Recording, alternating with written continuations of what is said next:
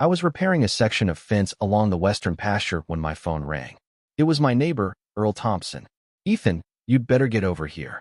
His voice was unusually tight. "What's wrong?" "There are excavators in your eastern forest." For a second, I thought he had the wrong property. My eastern forest? They've already started cutting trees. I dropped my tools into the truck bed and drove toward the far side of Carter Ranch. The eastern forest had been part of my family's land for as long as anyone could remember. My father used to walk those woods with me every spring, pointing out old survey monuments hidden beneath leaves and brush. "Never ignore these," he always said. "They're quieter than people, but they're usually more honest." As I rounded the last bend, the sound reached me before the clearing did. Chainsaws, diesel engines, falling timber. Nearly 30 workers and several excavators were spread across the tree line. Fresh stumps already covered part of the hillside. One excavator slowly pushed another mature oak toward the ground. For a moment, I simply stood there, trying to understand what I was looking at. Then I noticed the Ridge Hollow Estates HOA logo printed on several contractor trucks. I walked directly toward the nearest supervisor. Before I could say anything, a woman in a navy blazer stepped away from a white pickup. She extended a confident smile. "You must be Ethan Carter." "I am. I'm Denise Holloway, president of Ridge Hollow Estates." She spoke as if we were meeting at a neighborhood picnic instead of in the middle of my family's forest. "What exactly is happening here?" "We're clearing HOA property." I looked past her toward another massive oak beginning to lean. "That's Carter Ranch. It isn't according to our survey." She opened a blue project folder and briefly held up a certified survey map. The document carried professional seals and signatures. At first glance, it looked legitimate. I reached toward it. "May I see the complete survey package?" She closed the folder. "You don't need the entire package. I'd still like to review it. Our attorneys already have." Her answer came without hesitation. The property line was verified before work began. For the first time since arriving, a small doubt crept into my mind. What if I had missed something? Property records could be complicated. Surveys could change. I had inherited the ranch after my father's death. Maybe there had been an old adjustment I never knew about. I looked back across the hillside. Another tree crashed into the growing pile. Then I remembered something my father had repeated every time we walked this boundary. "If paper ever disagrees with steel, find the steel first." Without another word, I walked toward the edge of the clearing. Most people would have missed it. Hidden beneath grass and leaves sat the rounded top of a permanent iron survey monument. I brushed away the dirt. The faded orange paint my father had applied years earlier still clung to the weathered steel. It hadn't moved. It hadn't been disturbed. It stood exactly where I remembered. Behind me, an excavator slowly approached. The young operator saw the monument, lifted his bucket, and carefully steered several feet around it before continuing forward. Our eyes met through the windshield for only a second. He gave the slightest shake of his head. Not toward me, toward the clearing itself. It lasted less than a heartbeat, but it told me something I couldn't ignore. Someone operating the equipment already suspected they were cutting the wrong forest. I spent the next hour documenting everything before anyone could change it. Every machine, every fresh stump, every equipment track, every section of disturbed ground. I photographed the contractor signs, the work crews, and the blue project folder Denise carried as she moved confidently from one supervisor to another. Then I walked the eastern boundary exactly the way my father had taught me years ago. The first permanent monument still stood where I had found it. So did another. Then another. Some were almost buried beneath leaves. Others sat just inches above the soil. By late afternoon, I had located 14 permanent iron survey monuments stretching along the entire eastern edge of Carter Ranch. Every one remained undisturbed. Every one still lined up exactly as I remembered. As I marked their locations on my GPS, someone approached from behind. "I've been watching you." I turned. A man wearing a contractor's reflective vest extended his hand. "Michael Dawson, the superintendent." I shook it. "Ethan Carter." He glanced toward the monuments I had flagged. "Our operators have been avoiding those." I noticed. "They're permanent." "I know." Michael studied my face for a moment. "Normally, permanent county monuments get everyone's attention. So why is the clearing still happening?" He looked back toward Denise, who was speaking with another project manager near the equipment trailers. "We were told the survey package had already addressed them." "The complete survey package?" He hesitated. I assumed so. That answer stayed with me. Assumed. Not confirmed. Just then Denise walked over. Is there a problem? Michael answered first. Mr. Carter has identified several permanent survey monuments. I've seen them. She sounded almost impatient. Our survey accounted for everything. I looked directly at her. Then let me review the complete survey package. She held the blue folder a little tighter. You've already seen the certified survey. I've seen one map. It's the only one that matters. Michael said nothing. Neither did I. Denise turned and walked back toward the staging area as though the conversation had already ended. It hadn't. Not for me. Near sunset, I continued following the boundary until I reached the creek separating part of the forest from the neighboring pasture. Half hidden beneath vines, I found something I hadn't expected. A weathered aluminum marker bolted into an old concrete monument. County survey reference. I knelt beside it. Unlike the iron monuments, this one carried an engraved identification number. I photographed it from every angle before writing the number into my notebook. If it still existed in the county system, it would lead back to the original survey records. As I stood, Earl drove up in his pickup. Find anything? I found more than I expected. He looked toward the clearing. They're making good time. I watched another oak disappear into the growing pile. That's exactly what worries me. That evening I spread every photograph across my dining room table. 14 permanent monuments. 1 county reference marker. Dozens of fresh stumps. 1 certified survey I had only seen for a few seconds. Something refused to fit. If Denise truly possessed the complete survey package, why wouldn't she let me read it? And if the contractor genuinely believed they were working on HOA land, why had every experienced operator gone out of their way to avoid disturbing permanent survey monuments? The answers weren't going to be found on the hillside. They were going to be found somewhere much quieter. County archives. The county records office occupied the oldest building in town. It wasn't impressive. Just brick walls, metal filing cabinets, and shelves that held decades of land records most people never thought about. The receptionist looked up as I walked inside. Can I help you? I need every recorded document related to Carter Ranch and Ridge Hollow Estates. She handed me a request form. Property address. I filled it out while explaining what had happened. She glanced toward the eastern forest through the window before disappearing into the archive room. About 20 minutes later, she returned pushing a cart stacked with oversized record books, survey folders, and several document boxes. That's more than I expected. She smiled. Properties with recorded easements usually leave long paper trails. Recorded easements. That was the first time anyone besides my father had mentioned that word. I carried the first box to a research table and began reading. The earliest surveys dated back decades. Each one referenced the same permanent iron monuments I had photographed the previous afternoon. Every bearing, every distance, every coordinate matched. Hours passed as I worked through subdivision approvals, engineering exhibits, planning commission records, and certified plats. Then I opened a folder labeled Recorded Riparian Conservation Easement. I stopped reading for a moment. That single title immediately explained why the document box had been so much larger than I expected.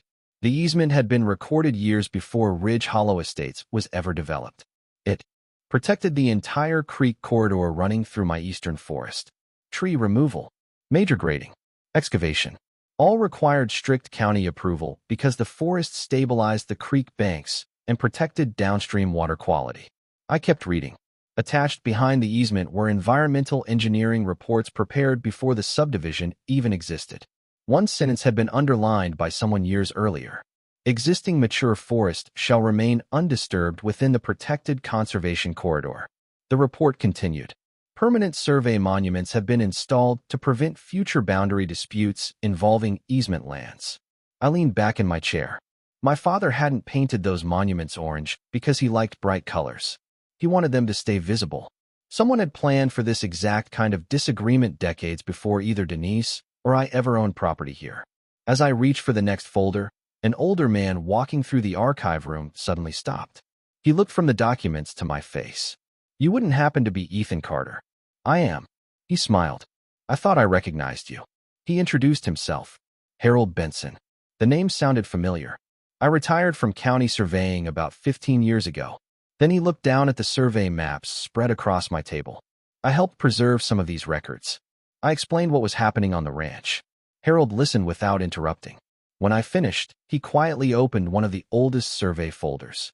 Inside was the original linen survey used to establish the conservation corridor. He carefully turned it over. Written in faded pencil along one margin was a surveyor's field note. Permanent monuments installed to prevent future boundary disputes involving easement lands. The exact language matched the engineering report. Harold smiled. Back then we expected people would eventually forget where the line was. He tapped the handwritten note. So we made sure the monuments wouldn't. He looked at me for a long moment. Your father understood that better than most people. You knew him? We walked this boundary together more than once. He chuckled softly. He always carried orange paint. I couldn't help smiling. That sounds like him. Harold folded the linen survey closed. You know, people spend a lot of money arguing over land. He rested one hand on the archive box. But arguments don't change records. He paused. Complete records matter more than confident opinions. As I thanked him, my phone vibrated. Michael Dawson. I answered immediately. Ethan, I think we have a problem. What happened?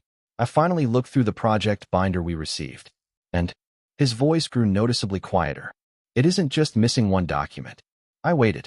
It looks like large sections of the county record were never included in the package we were given. I met Michael the following morning at a small diner just outside town. He arrived carrying a thick black binder. He set it on the table before either of us ordered coffee. This is everything our crews received. I opened it. At first glance, it looked complete. Certified survey, property descriptions, construction drawings, utility plans, permits, the kind of paperwork every large project normally carried. Then Michael placed another stack of papers beside it. What are those? Copies I requested from the county archive after our phone call. He opened both sets of documents to their indexes. Watch this. The contractor's binder ended after the certified survey.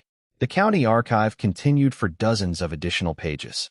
Recorded riparian conservation easement, environmental engineering reports, historical monument references, subdivision approval conditions. None of them appeared in the contractor's copy. I looked up. You're certain? I checked 3 times. He slid another page across the table. One page near the back of the contractor's binder had a faint photocopy shadow where part of a handwritten instruction had been cut off during reproduction. Only a few words remained visible. Verify permanent county monuments. The rest of the sentence was gone. Michael leaned back. I don't know whether pages were removed before this package was assembled or whether we were never given them. But somebody knew permanent monuments mattered. He nodded. Enough to write instructions. About them. That explained Tyler. The operators had reacted to the monuments because their training told them permanent county markers deserved attention. They simply trusted the paperwork that assured them everything had already been verified. Michael reached into the binder again. I found something else. He handed me several equipment reports. Our machines record movement every few seconds. GPS activity logs. He opened one. Tyler's excavator. The map displayed a precise track through the eastern forest. Whenever the machine approached one of the permanent monuments, the route curved gently around it before returning to its original path. Every monument. Every time. Michael pointed toward the timestamps. He stopped at the first one for almost 5 minutes. Another report followed. Equipment note. Permanent monument encountered. Awaiting supervisor instruction. The next entry appeared several minutes later. Continue clearing per project approval. Neither of us spoke for a moment. The records told the story without emotion. Tyler had questioned what he found. Someone above him had instructed him to continue. Michael closed the laptop. I've already preserved copies of every GPS log. Why? Because after seeing the county archive. He paused. I don't think this investigation is about heavy equipment anymore. Before I could answer, my phone rang. Karen Mitchell, the county official who had visited the property after Earl reported the clearing. Ethan, we've completed our preliminary document review. What did you find? Enough discrepancies to open a formal investigation. She didn't sound surprised. Only careful. I'd like everyone to leave the site exactly as it is. No additional cleanup. No moving equipment. No disturbing the survey monuments. They're all being treated as evidence. I glanced at Michael. He gave a single nod. We'll cooperate. Karen continued. Our survey department, environmental compliance division, and planning office will all be on site tomorrow morning. Should I bring anything? Bring whatever you've documented. I looked once more at the contractor's binder lying open beside the certified county archive. 4 days I had assumed the fight was about where the property line actually stood. Now it was becoming something very different. The permanent monuments had never disagreed with one another.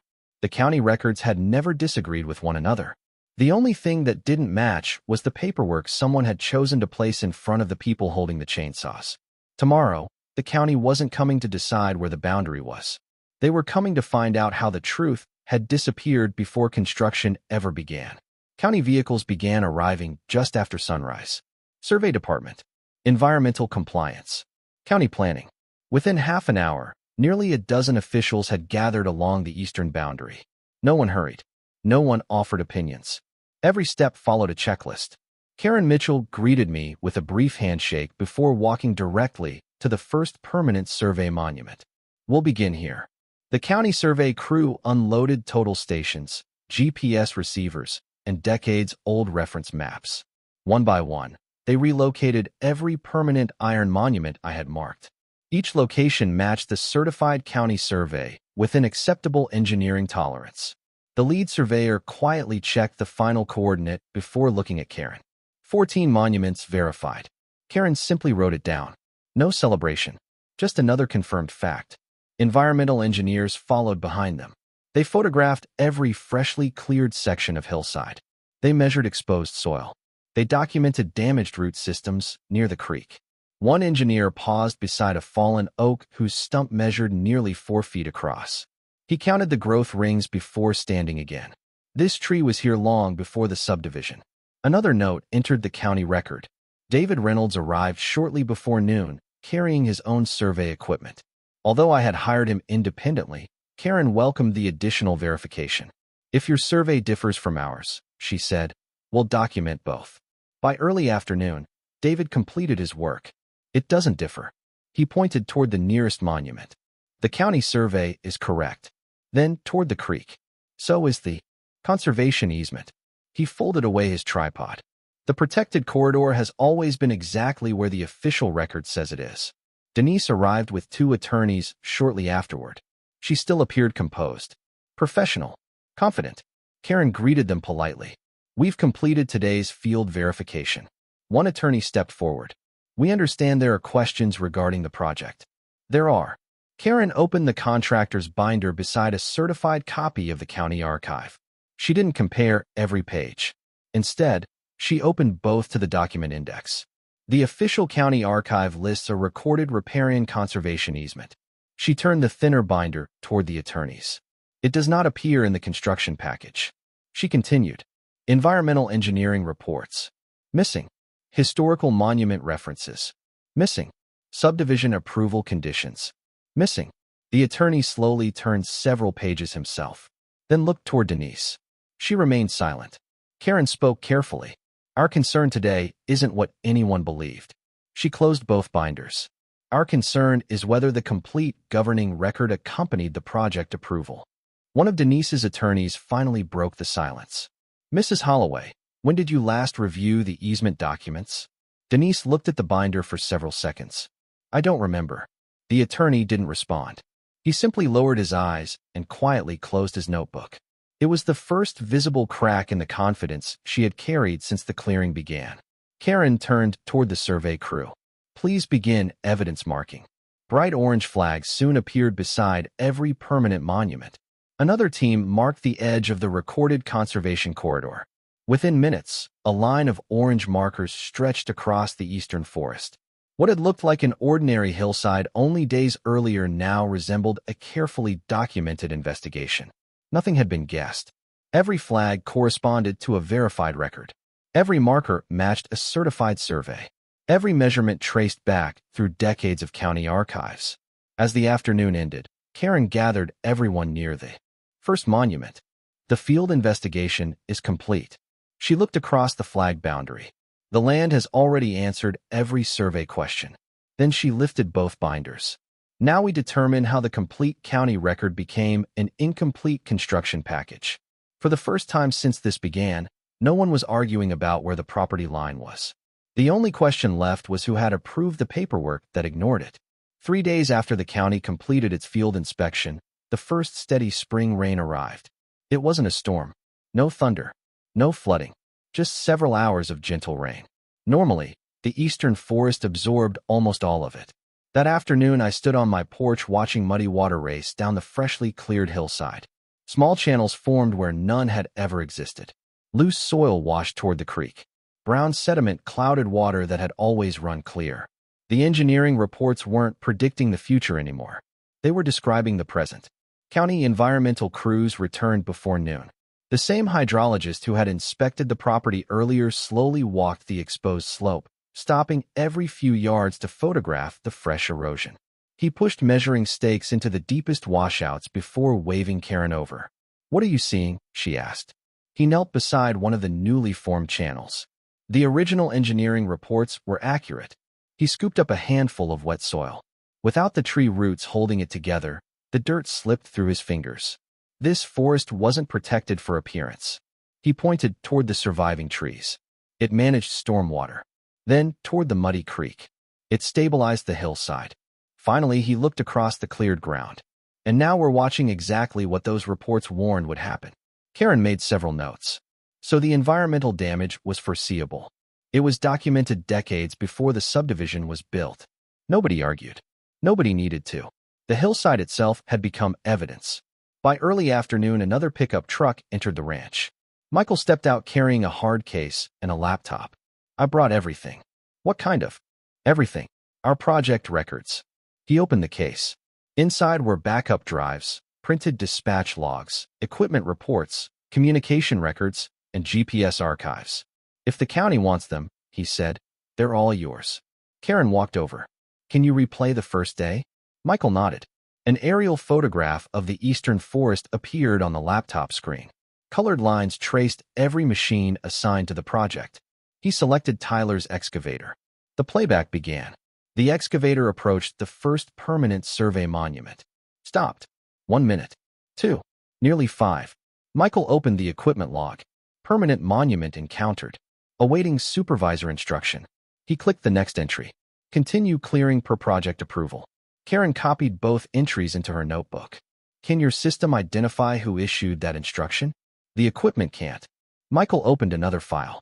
"But our communication records can." A dispatch timeline appeared beside the GPS map. The field supervisor reported the monument. A phone call was placed to the project representative. Several minutes later, another call returned. Immediately afterward, the instruction appeared in the equipment log. Michael handed Karen a printed copy. Project representative, Denise Holloway. Karen reviewed it carefully before placing it inside the evidence binder.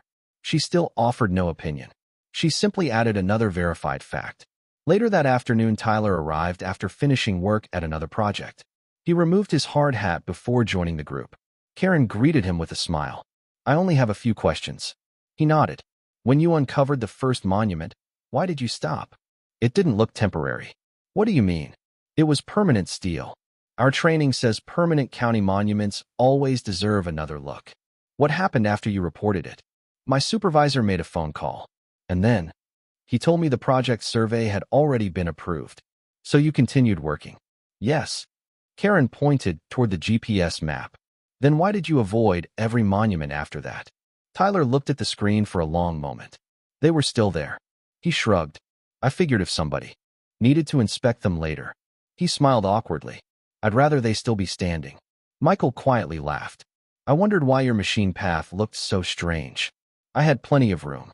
"So you curved around everyone?" Tyler nodded. "They weren't hurting anything." The GPS replay confirmed exactly what he described. Each permanent monument remained untouched. The excavator tracks bend around every one by only a few feet. Tiny decisions, barely noticeable at the time. Now they formed one continuous trail preserved by satellite data. Karen turned back toward Michael. "Has your company preserved every original project record?" "Every one." "Will you voluntarily provide unrestricted access?" "They've already been copied." He signed the county evidence receipt without hesitation. Watching him hand over the records, I realized the contractor had completely changed its role. They were no longer defending the project. They were helping explain what had happened. Late that afternoon, Karen gathered everyone around the folding tables once again. She rested her hand on the contractor's project binder. The field crews followed the records they received. Then she looked at the evidence gathered over the past several days. The survey monuments were preserved. The GPS records were preserved. The communication logs were preserved. The county archive was preserved. She closed the binder. Our investigation now concerns one question. How did the complete county record become this construction package before work ever began? The distinction mattered. No one blamed Tyler. No one blamed the equipment operators. Even Michael had become a cooperating witness rather than someone trying to defend himself. The questions had moved much higher. Word spread through Ridge Hollow Estates faster than I expected. During the next several days, homeowners began stopping by the ranch. Some came to apologize. Others simply wanted to understand what the county had discovered. Nearly every conversation started the same way. We thought the board had verified everything. Most had never heard the term riparian conservation easement. Several admitted they didn't know permanent county survey monuments even existed. One evening, Earl Thompson stood beside my pasture fence overlooking the damaged hillside. My grandfather helped install fence along this creek years ago, he said. He always warned us never to disturb those steel markers. He pointed toward one of the orange evidence flags. Funny thing. What? The monuments never moved. I nodded. No. He looked back toward the surviving forest. Looks like the truth didn't move either. 2 days later, my phone rang. Karen, the document review is complete. What happens now? We're scheduling the administrative hearing. I looked toward the orange evidence flags stretching across the eastern boundary. And after that, her answer came without hesitation. Everyone who approved this project will finally have to explain why the complete county record never reached the people holding the chainsaws. The administrative hearing took place 2 weeks later inside the county government center. Unlike a courtroom, there was no jury, no witness stand, no dramatic speeches, just county officials, attorneys, engineers, surveyors, and a room full of people waiting to understand how a protected conservation corridor had been cleared. By the time I arrived, nearly every seat was occupied. Residents from Ridge Hollow Estates filled several rows. Contractors sat quietly near the back. Local ranchers stood along the walls. Even people I had never met nodded politely as I walked past. The hearing officer called the meeting to order precisely at 9 o'clock. Our responsibility today is administrative. He looked around the room. We are here to determine whether county requirements governing protected land were properly followed. He turned toward Karen Mitchell. Ms. Mitchell, you may begin. Karen carried a single evidence binder to the presentation table. The field investigation established 3 facts. She projected an aerial photograph onto the screen. First, she pointed toward the eastern boundary. The permanent county survey monuments remain exactly where they were originally installed. The next slide appeared. Second, the recorded riparian conservation easement covered the same. Protected corridor identified decades before the subdivision existed. Another slide. Third, the construction package approved for field operations did not contain the complete governing county record. No one interrupted. The hearing officer nodded. Proceed. County surveyors testified first. Large aerial maps filled the display screens. Every permanent monument, every coordinate, every elevation, every certified measurement. The lead county surveyor summarized nearly 2 weeks of field work in one sentence. We found no discrepancy between the permanent monuments and the certified county survey. David Reynolds testified immediately afterward. Although I had hired him independently, his independent survey matched the county's exactly. My survey confirmed every permanent monument. He opened his notebook. The legal property boundary is accurate. Another page. The recorded riparian conservation easement occupies the documented conservation corridor. Another. I found no survey evidence supporting the cleared area as subdivision property. One of the HOA attorneys stood. Mr. Reynolds, after reviewing the complete county archive, could 2 competent surveyors reasonably disagree about this boundary? David answered without hesitation. No. No further questions. Environmental specialists testified next. Photographs showed the forest before clearing, the exposed hillside afterward, fresh erosion after the first rainfall, sediment entering the creek. The county hydrologist pointed toward one image. The engineering reports predicted this outcome before the subdivision was approved. He changed slides. Another photograph showed mature tree roots spreading deep beneath the hillside. They functioned as natural infrastructure. He looked toward the hearing officer. The environmental protections were based on engineering, not appearance. Again, no further questions. After lunch, Michael Dawson took the witness table. He carried the contractor's project records with him. Karen displayed the GPS replay on the presentation screen. Tyler's excavator approached the first permanent monument. Stopped. Waited. The equipment log appeared. Permanent monument. Encountered. Awaiting supervisor instruction. The next entry followed. Continue clearing per project approval. Karen asked only one question. Did your company preserve these records in their original form? Yes. Have they been voluntarily provided to the county? They have. She projected the communication timeline beside the GPS replay. A field supervisor reported the monument. A phone call was placed to the project representative. Several minutes later, another call returned. Immediately afterward, the instruction to continue clearing appeared in the equipment log. Karen looked at Michael, who was listed as the project representative receiving that call. Michael answered calmly. Denise Holloway. Tyler testified next. His testimony lasted less than 10 minutes. When you uncovered the first monument, why did you stop? It looked permanent. What happened after reporting it? My supervisor made a phone call. And then, I was told the approved survey had already been verified. So you continued. Yes. Karen pointed toward the GPS replay. Why did you steer around every monument afterward? Tyler looked at the screen for several seconds. They were still there. He shrugged. I figured if somebody came back later. He glanced toward the county surveyors. They'd probably want to find them. A quiet murmur spread through the room. His answer was simple, almost ordinary, but it explained why every permanent monument had survived. Following a short recess, Denise Holloway took her seat. She remained composed, professional, confident. Karen approached with a thin folder. Mrs. Holloway, did you approve the construction package used for this project? Yes. Before approving it, did you personally review the complete county archive governing the Eastern Conservation Corridor? No.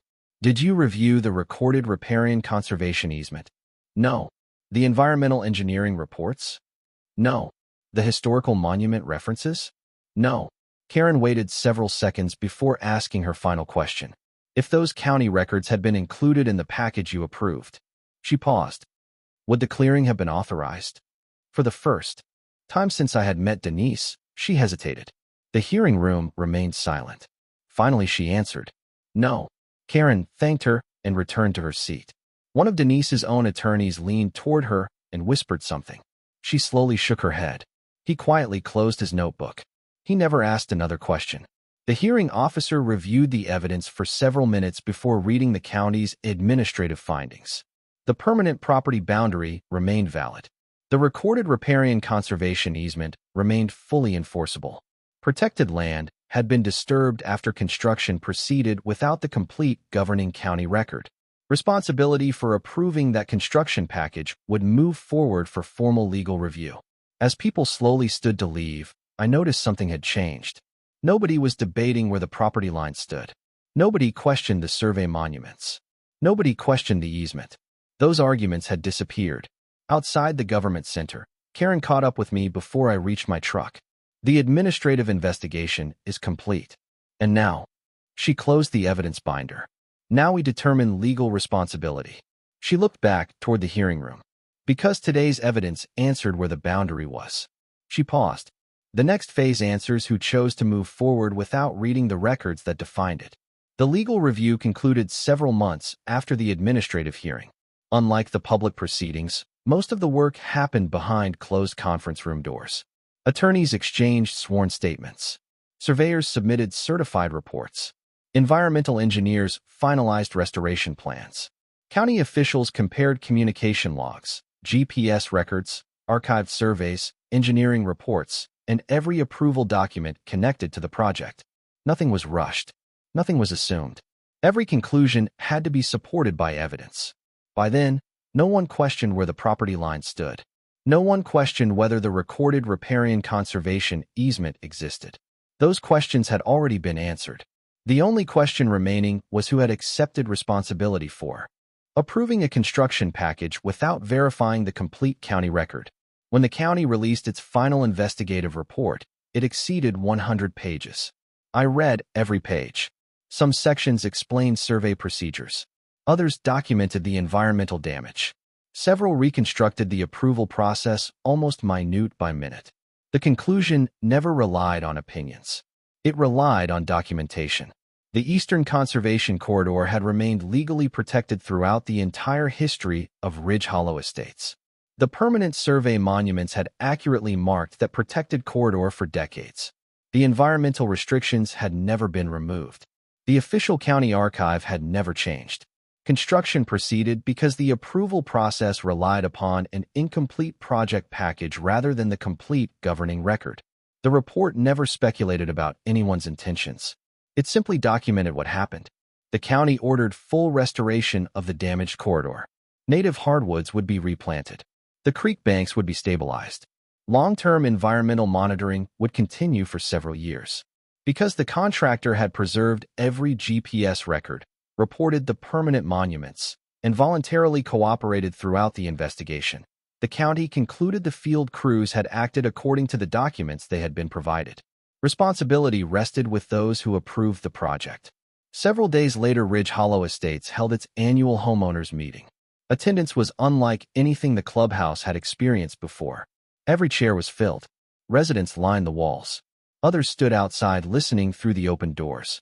For months, many of them had believed the board's repeated assurance that the clearing had occurred entirely on HOA property. Now nearly everyone carried a printed copy of the county's final report. Denise entered with the remaining board members. She no longer carried the blue project folder she had brought onto my land. Only the county report. Routine business came first. Financial statements, landscape contracts, maintenance updates, committee reports. Almost no one paid attention. Everyone knew why they had come. Finally, the board chairman reached the final agenda item. County investigation findings. The room fell silent. At the board's request, a county attorney summarized the report. He spoke calmly, without accusation, without emotion. Large photographs appeared on the projector screen. The eastern forest before clearing, the exposed hillside afterward, the verified survey monuments, the erosion after the first rainfall, the restoration plan. He advanced to the final summary. The county's investigation is complete. Another slide appeared. The permanent property boundary has been confirmed. Another. The recorded riparian conservation easement remains fully enforceable. Another. The construction project proceeded without the complete governing county record. He closed the report. The findings were unanimous. Silence filled the clubhouse. Then a homeowner in the front row slowly stood. I recognized him immediately. Only a few months earlier he had insisted the HOA survey proved I was mistaken. Now he faced the board instead. I have a question. The chairman nodded. When exactly did the board review the complete county archive before approving this project? No one answered immediately. He looked toward Denise. I'm asking because the county says those records were available the entire time. Another homeowner stood. So do I. A third voice came from the back. I'd like an answer too. The room remained remarkably calm. Nobody shouted. Nobody argued. They simply waited. Denise finally stood. She looked around the clubhouse before speaking. I approved the construction package. She took a slow breath. I believed it contained every document required. She lowered her eyes to the report. It did not. Someone quietly asked, "Did you compare it with the county archive?" No. Another homeowner spoke. Did anyone on the board? Denise looked toward the remaining directors. None of them answered. The silence itself became the answer. One of the board members slowly removed his nameplate from the table. I relied on the approval process. He looked toward the residents. I should have verified it myself. Another director nodded. So should I. For the first time since this began, the confidence that had driven the project disappeared completely. No one defended the decision. No one questioned the survey. No one questioned the county. The discussion was no longer about property ownership. It was about responsibility. The board chairman cleared his throat. Mrs. Holloway submitted her resignation this morning. He looked down the table. 2 additional board members have also resigned. Special elections would be held within 30 days. Before adjourning, the interim board introduced its first policy proposal. Every future land project affecting neighboring property would require independent verification of the complete county archive before approval. Recorded easements would become mandatory review documents. Permanent survey monuments would be physically inspected before any authorization could be issued. No exceptions. The motion passed unanimously. As residents gathered their belongings, many walked toward me. Some apologized. Some thanked me for refusing to give up. Others simply shook my hand. One older woman smiled sadly. I've lived here almost 20 years. She looked toward the aerial photograph of the eastern forest displayed on the screen. I honestly believe those trees belonged to the HOA. So did a lot of people. She nodded. I suppose believing something isn't the same as verifying it. Outside the clubhouse, Michael waited beside his truck. Our restoration crews start Monday. I shook his hand. You could have spent all these months protecting your company. He smiled. We decided it was more important to protect the truth. As I drove home that evening, I passed the eastern boundary once again. The permanent monuments stood exactly where they always had. The conservation corridor remained exactly where the county had recorded it decades earlier. The land had never changed. Only the people responsible for protecting it finally had. The first oak saplings were planted that autumn. County environmental crews marked every planting location weeks in advance. White oaks, river birch, sycamores, native maples. The restoration plan followed the same engineering reports that had protected the corridor decades earlier. No one pretended the forest would return overnight. Some of the trees that had fallen were more than a century old. Replacing them would take generations. But for the first time since the chainsaws arrived, the hillside was growing instead of disappearing. I found myself walking the eastern boundary almost every morning. The permanent survey monuments remained exactly where they had always been. Fresh witness stakes now stood beside each one so future surveyors could locate them without disturbing the soil. The county had also installed permanent conservation markers along portions of the corridor. Simple bronze signs. Protected riparian conservation easement. County record. Nothing elaborate. Just quiet reminders that some boundaries exist for reasons much larger than ownership alone. One afternoon, Harold Benson called. I was wondering if you'd mind one more walk. An hour later, we stood beside the first monument my father had shown me as a boy. Harold smiled when he noticed the faded orange paint still clinging to the weathered steel cap. Your father always insisted these should stay visible. He believed people forget. Harold nodded. But monuments don't. He rested one hand gently on the steel cap. You know what most people misunderstand about surveying? I shook my head. They think monuments settle arguments. He smiled. They actually prevent them. For a moment, neither of us spoke. The young oak saplings planted along the hillside moved gently in the afternoon breeze. Harold looked across them before quietly adding, the people who installed these monuments knew they would probably never meet the people they were protecting. That stayed with me long after he drove away. Several weeks later, I received another envelope from county planning. Inside were the final restoration schedule, long-term monitoring requirements, and an amended subdivision record for Ridge Hollow Estates. The county had permanently changed its approval procedures. Any future project involving land near a recorded easement would require a complete county archive review before approval. Permanent survey monuments had to be physically verified. Independent survey confirmation became mandatory whenever protected property was involved. The explanation attached to the amendment was only one sentence long. Adopted following the Carter Ranch Conservation Corridor investigation. For the first time, I realized the investigation had accomplished something larger than protecting my family's land. It had changed the process itself. Winter passed quietly. By spring, fresh grass covered much of the exposed hillside. The creek slowly regained its clarity. Environmental specialists continued monitoring water quality, vegetation growth, and soil stability. Every report showed gradual improvement. Not perfect, better. One morning, Michael stopped by while restoration crews unloaded another truck filled with native saplings. Tyler climbed out carrying a planting shovel instead of climbing into an excavator. I smiled. Different equipment. He laughed. I like this kind of work better. Michael watched the crews spread across the hillside. You know what surprised me most? What? We spent months proving where the property line actually was. He looked toward the first permanent monument. It never moved an inch. No. We were the ones who finally caught up with it. Early that summer, Ridge Hollow Estates held another homeowners meeting. The atmosphere felt completely different. New board members sat at the front. The agenda focused on restoration updates, conservation projects, and revised approval procedures. Near the end of the meeting, the new board president looked toward me. "Mr. Carter, would you like to say a few words?" I hadn't planned to speak, but I stood anyway. I walked to the front carrying nothing. No surveys, no photographs, no binders. I looked around the room. Many faces were familiar now. Some had apologized months earlier. Others simply listened quietly. My father taught me something when I was very young. The room became still. He said if people ever argue about land, don't argue louder. I smiled slightly. Go find the records. A few people quietly nodded. When this started, I thought I was protecting my family's property. I looked toward the windows overlooking the eastern corridor. I eventually realized I was protecting something much more important. The truth that had already been written long before any of us arrived. I thanked the new board for supporting the restoration effort and returned to my seat. There was no applause, no dramatic ending, just neighbors who understood one another a little better than they had before. That evening I walked down to the creek one last time. The water flowed quietly beneath the remaining trees. Birdsong had returned. The hillside still carried scars.